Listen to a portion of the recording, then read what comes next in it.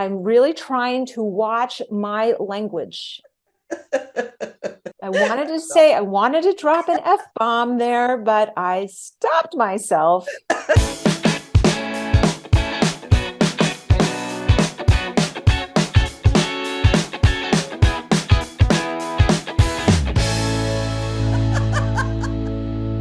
Thank you again for joining us today on Second Act TV. Treva Brandon Scharf is back again with great information on dating after 50. Treva, thank you so much for joining us again. Thank you for having me again. I love it. I love you. I love being here.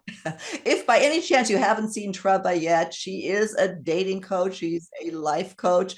She has a great book coming out. We'll talk about that another time. And she's a writer, and we want to talk about one of her articles today. I love the title is Why a Bad Relationship is a Terrible Thing to Waste. And I want to discuss that with you because so many of us who, watch this channel, who engage with this channel, one thing we have in common is that pretty much all of us have come out of bad relationships, and they keep influencing our life. So let's talk about that today. You have 7 reasons why a bad relationship is a terrible thing to waste. Let's talk about that. So bad relationships get a bad rap. I think they are very valuable. And I think that the term relationship fails are it's an unfortunate term. It's a little bit of a misnomer for me because I think that all my past relationship fails, ex-boyfriends, were more like teachers.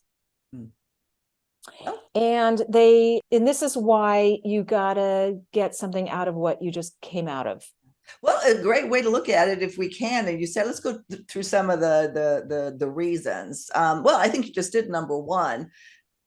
If there were no takeaways, then yeah, it was a terrible waste. There's always a takeaway, even when you're in a what I've learned, even when you're fighting, when you're in a fight with your partner, spouse, girlfriend, boyfriend, be mindful of what's going on, be aware, kind of make little mental notes to yourself, because in those moments, there are teachable moments, even in your arguments. You don't even have to wait till you're out of one or broken up. Here's a good one that, we try to drive that home, that you didn't take responsibility for your part, then yeah, a bad relationship was a bad waste. Yeah. So hard to do, hard to self-reflection, painful, turning the mirror toward you, taking a hard look at yourself, looking at yourself. Yeah. Hard, but so helpful to your process, to your evolution as a human, as a potential spouse or partner, girlfriend, boyfriend. Owning your part is huge. It's huge. What did I do? What was my part in this? And how can I use this going forward to improve myself? It's people don't want, and as a coach, I can tell you, it's very difficult for people to take blame, to assume any kind of fault. No one wants to do it, let's be honest, but it's kind of crucial work to do. Well, not every, as we've said before, nobody is ever 100% responsible. And the reason that it can hurt so badly as well is, to another point of yours, that you didn't take time to heal before you just kind of went from relationship to relationship and didn't take time to heal. Oh, yeah. That's like Band-Aid, I know so many people that just didn't learn, didn't heal, didn't process properly. And then guess what? They take all of that stuff and all of that angst and all of that, name it, into the next one. And then they recreate it in the next one. And it's like, did you not learn? Or they have they keep going round and round and round with the same person, breaking up, making up, breaking up, making up, and not learning a thing and not holding anybody accountable. Yeah, I've seen that a million times. That's not good either. No, it's not. Here's another one. You said you forgot about compassion and forgiveness. Explain that to me. I mean, I know what it means, but how does that apply to wasting a bad relationship? something went wrong, you were doing something and maybe you weren't listening. They were giving you clues and little hints along the way. Here's what I need. Here's what I need. You're not giving me what I need. You're not listening to me. You're not, you're not getting it, or vice versa. Same thing. Like you just didn't, I've told you a million times, this is my love language. I need words of affirmation. You just don't give them to me. And I feel alone in this relationship, or I feel like we're not connecting. Where compassion comes in, I think, in forgiveness, is maybe that person wasn't equipped to be that person for you. Maybe you weren't equipped. And for those reasons, you have to have a little forgiveness and a little self-compassion that maybe you couldn't do the job. Mm-hmm. Maybe they couldn't do the job. Maybe that person's not your person, that you will never be that person for that person because you don't have it. You're just wired differently. Yeah. So compassion and forgiveness for the other person as well as yourself. Of course. Like I wasn't listening. I wasn't aware. I have to forgive myself for not being the girlfriend that he needed, or even the friend. I mean, this is platonic as well. Or I'm going to forgive my ex because of whatever he did, because maybe he doesn't have those tools. Maybe he never had those skills. There's got to be, and wherever your faults are, there has to be forgiveness. I have messed up. By the way, someone called me out on my filthy mouth on an episode or so ago. Okay, I don't remember who that was, but I'm really trying to watch my language. No, that's what we love about you, Treva. Okay, I wanted to drop an F-bomb there, but I stopped myself. Okay, so I effed up. Okay, I forgive myself. I forgive myself. I effed up. Gosh, I read something on Facebook, wonderful piece of wisdom. I'm going to read it. It's sort of having to do with what we're talking about, forgiveness, okay? A hallmark of low self-esteem is either eagerness to forgive your abuser, but unable to forgive yourself. Eagerness to forgive your abuser, but unable to forgive yourself is a hallmark of low self-esteem. I'm just throwing that in there. I think it's a little bit pertinent to our conversation, but it was pretty deep. Yeah, and really true. That is right. Deep. Absolutely. Absolutely. A couple more points you make here that I don't want to miss. And I think you touched on this one. You didn't recognize possible patterns. And then maybe this one goes right along with it. There was no growth or reflection. Let's touch on that briefly. Yeah. So is this a pattern? Ask yourself. Mm-hmm. Have we heard this song before? Is this a broken record? Am I doing the same thing I just did in the last relationship or with the last dates? You don't even have to be in a relationship to realize that there's a pattern. If you're like one and done or out, three and out, and that's a minute for like, okay, wait a second, time out. What's my part? What am I doing? Is there a pattern here?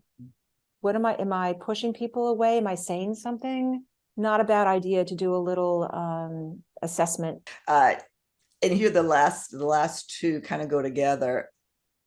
You choose another bad relationship right afterwards, indicating a pattern, as we just talked about, or you take the anger from your last relationship into your next one.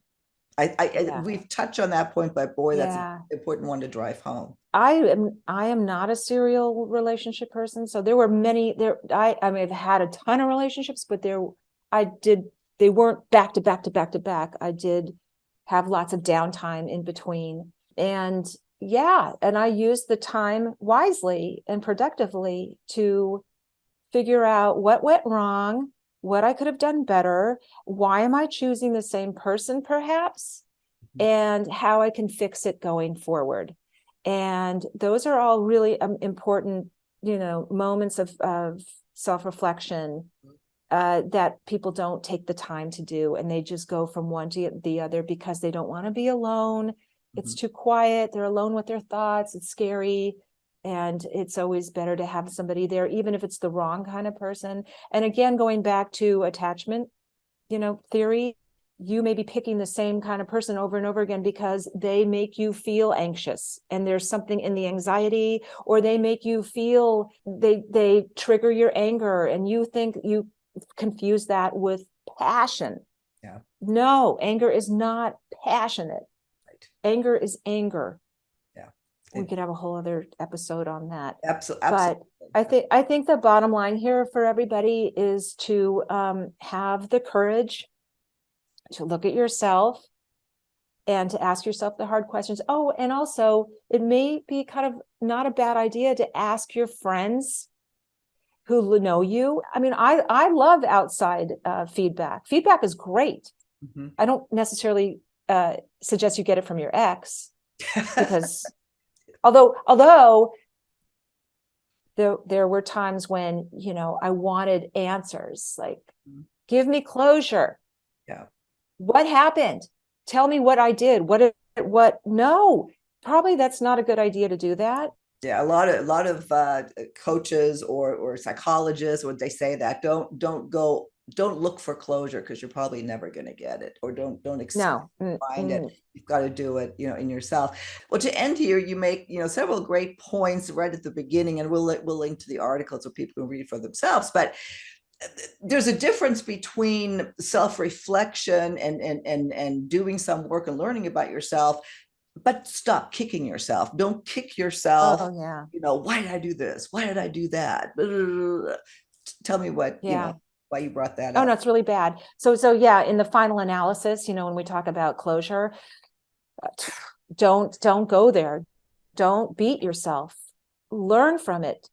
Use it as a moment to level up, to, deep analysis is wonderful, but it's got to be kind and compassionate and self-forgiving. And so, yeah, maybe you did, screw up a little bit or didn't listen. Okay. So, there's a next time. Mm-hmm. You don't want to kick yourself when you're down. That is really self-destructive, really non-productive. And you want to be your best self going forward into the next relationship. So be kind and loving and self-compassionate. Just give yourself a little, okay, I love you. You're okay, And remember, a bad relationship is a terrible thing to wait. Right. Love that. I love that. Yeah, use it.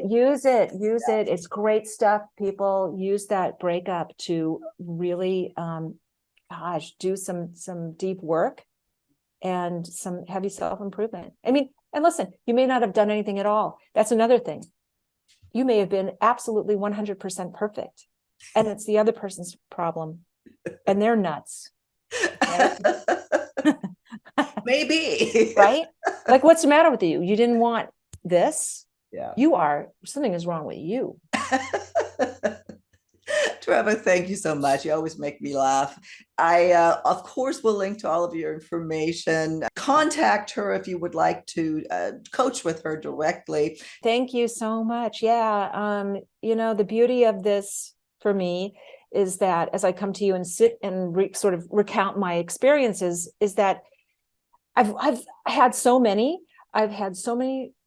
relationships and breakups and heartache and heartbreak, and it all meant something. It all means something. And the good news is that I bring all of this to my work as a coach. I've walked in all of your shoes. Everybody, I've walked in your shoes. There's not a pair of shoes I have not walked in. I get it. I understand. Been there. We started this by saying, yep, been there, done that, dated that. Yeah, I have. That's funny. Except I haven't dated you. You're next. Oh, that's funny. So at this point, only heterosexual couple. Oh, that's yes. Great. Treva, thank you so much. And I look forward to having you back again soon on Second Act TV. Thank you so much. Thank you. And thank you everybody for tuning in. It's always great being here. Love it. And thanks for the comments. Keep them coming. I'll answer you.